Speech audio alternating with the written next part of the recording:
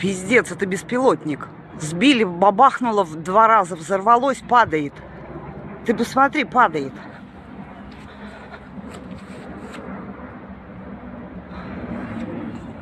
Блядь. Где, блядь, бабахнет? Куда упал? Вон тут куски летят. Где-то, блядь, упал. Хуя дым пошел какой. А там он куски летят еще. Смотри, какой клуб поднимается. Пиздец. Меня аж трясет. Охуеть. Где это?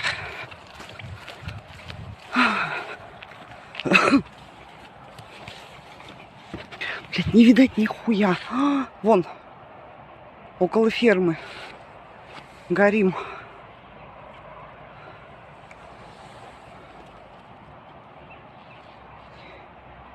Не пойму, у фермы нет.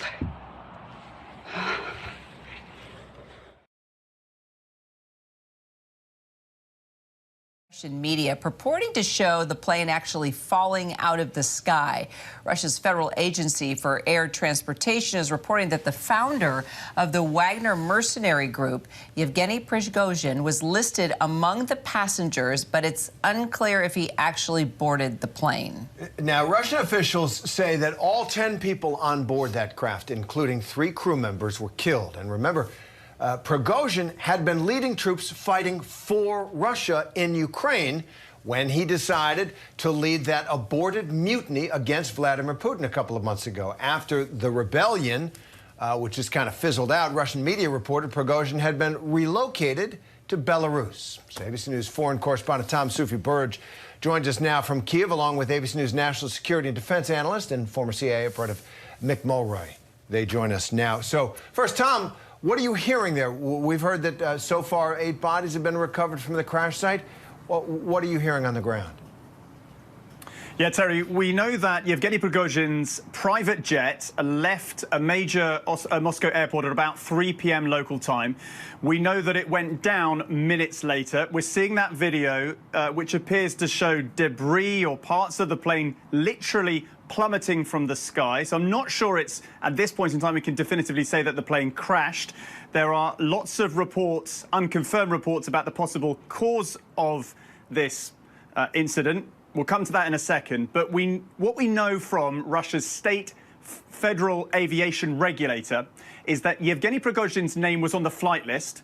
We know that there were 10 passengers listed as being on that plane. We know that 8 bodies have been recovered from the scene. We cannot definitively say at this point in time whether Yevgeny Prigozhin, this highly controversial figure who has led his mercenary group around the world, in Africa, it's been accused of vile human rights abuses, and crucially was fighting here in Ukraine with Yevgeny Prigozhin weeks ago going on that mutiny against the Kremlin, really against his former ally, President Putin. We can't say for sure at this moment in time that Yevgeny Prigozhin was physically on the plane and is dead.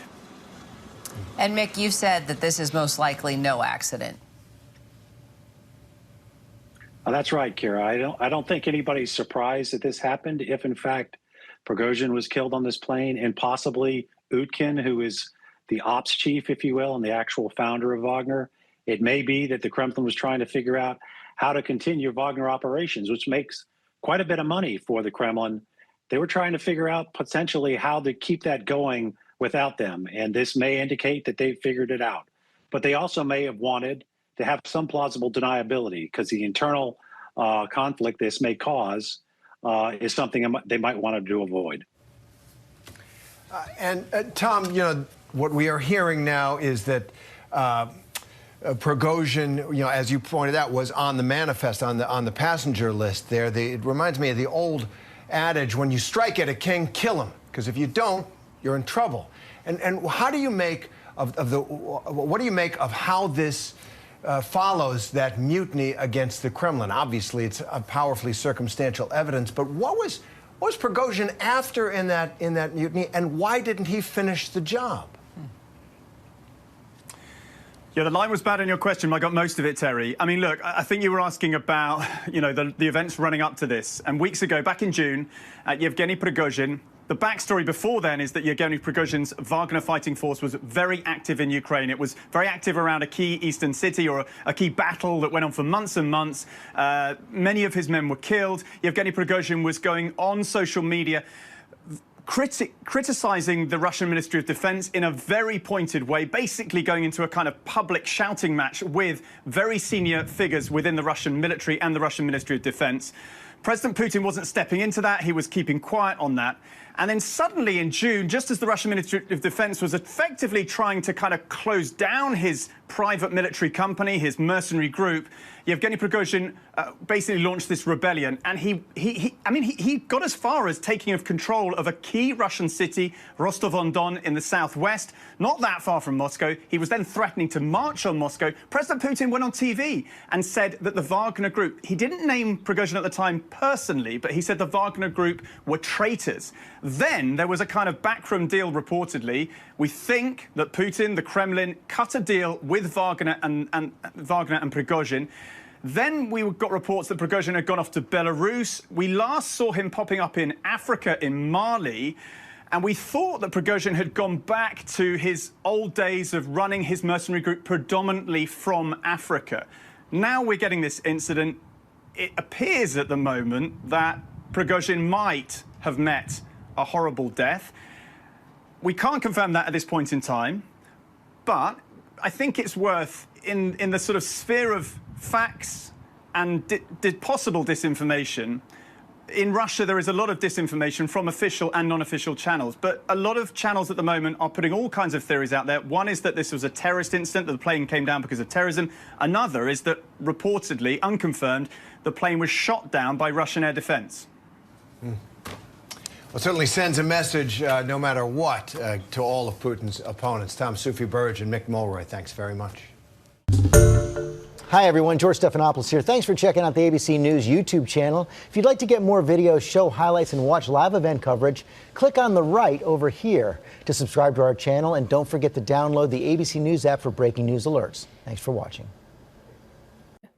Yeah, and we don't know yet. There's no positive identification of these 8 bodies. And looking at the crash site, these bodies would be quite hard to identify because they'll all be mangled up and burned.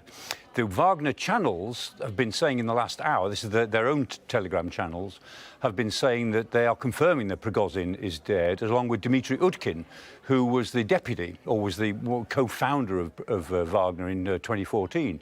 Now, that's what some Wagner people are saying, but it's plausible, but it won't be confirmed for quite some time. But this is undoubtedly big news, because whatever it does to the war in Ukraine, and in a way the effect on the war will probably be marginal, but it reinforces the fact that Russia is a gangster state. It's run in a gangster way from the top right through to the very bottom, with corruption down at the lowest possible level. And of course, most people are saying in the West, well, if Prigozhin's dead, this has only been a matter of time. He's been a dead man walking since the 24th of June, when this attempted coup seems to have been tried, the march from Rostov on Moscow.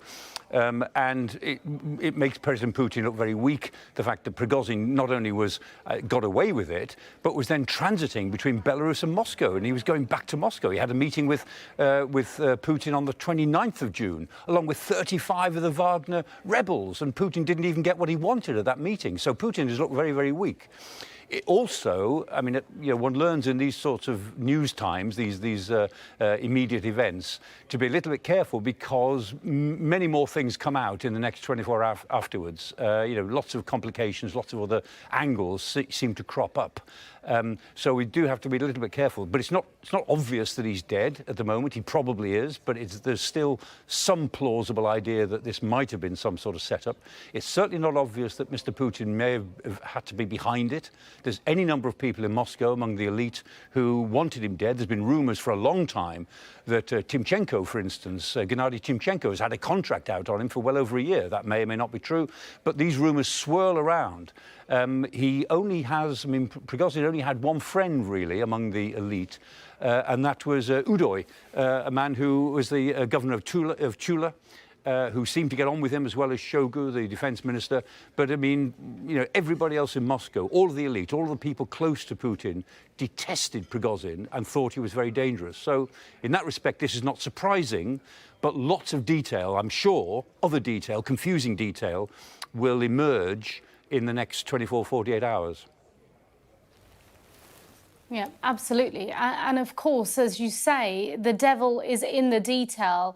And for viewers joining us now, we are reporting that there has been a plane crash north of Moscow. These pictures coming into us here at Sky News of that plane tumbling down through the skies over Moscow. And we also brought you the pictures of that crash site. Interestingly, Moscow correspondent Diana Magnay saying that there was also reports of a second plane right behind that one, zigzagging its way through the skies behind it. So there is a lot of intrigue tonight around the plane crash, the nature of this plane crash, whether or not indeed Yevgeny Prigozhin was on board. And of course, President Putin tonight at that concert marking the victory in Kursk, seemingly going about his business as though nothing has really happened. Yes, I mean, he's in Kursk to mark the Great Second World War tank battle of Kursk, the victory at Kursk, which is part of the Russian national picture, as it were, of the Great Patriotic War. And the aircraft footage is quite interesting. Yeah, reports of the two aircraft are in the air. Early reports, they were both Prigozhin's aircraft, and the second one turned back to Moscow after the incident. That may or may not turn out to be true. Lots of speculation that one aircraft may have shot down another aircraft. There's a little bit of supporting evidence for that when we see that the piece of film that we're running now of the aircraft falling out of the sky. I mean, when an aircraft blows up in midair, it doesn't fall out of the sky in a coherent way. It just breaks up and bits fall out of the sky. In this case, when you see the aircraft coming down, it's sort of leafing down. It's like sycamore leafing down, as if it's been hit or some sort of catastrophic failure has taken place in its command system, in its flying controls. So it doesn't, to me, look like an aircraft that had a bomb on board, but it does look like an aircraft that has been hit by something outside, which does enough damage to wreck the control surfaces, and so the aircraft goes into a death dive that the pilots can't do anything about. When you see the way the aircraft comes down, it has that look about it, but you know, I'm only guessing from what we see on the clips that we've been running. Yeah, and the truth is, Michael, that we may or may not ever get an investigation, because all of this will be in Russia's hands on what information is released. But this certainly reminiscent, I was speaking earlier to Michael Bosicu, who was the OSCE spokesperson and senior fellow at the Atlantic Council, who gained access to the crash site of MH17. And we know about Russia's hand behind that too. Let's talk a little, Michael, about President Putin's playbook, so to speak. We know that how he deals with adversaries, he deals with them swiftly and ruthlessly, no matter where they are. Of course, we know about the poisoning of Alexander Litvinenko, Sergei Skripal, and Boris Bondarev saying to me that this is a far more brutal way of dealing with somebody, if indeed President Putin is behind this. But we have seen MH17 crash too. Yes, I mean, the MH17 crash was created by a Buk missile, a Buk anti-aircraft missile, that was under the control of Gherkin, the man, Strelkov, his real name is, but he called himself Alexander Gherkin, who's now been arrested, incidentally. Nothing to do with this. He was just been arrested for being anti-Kremlin because he's such a Russian nationalist. But the MH17 aircraft was brought down by a missile fired by the separatists in the Donetsk region in 2014, I think it was, wasn't it? And then the other poisonings, Litvinenko and Skripal, and a number of other poisonings around the world and people falling out of windows, is generally attributed to the GRU.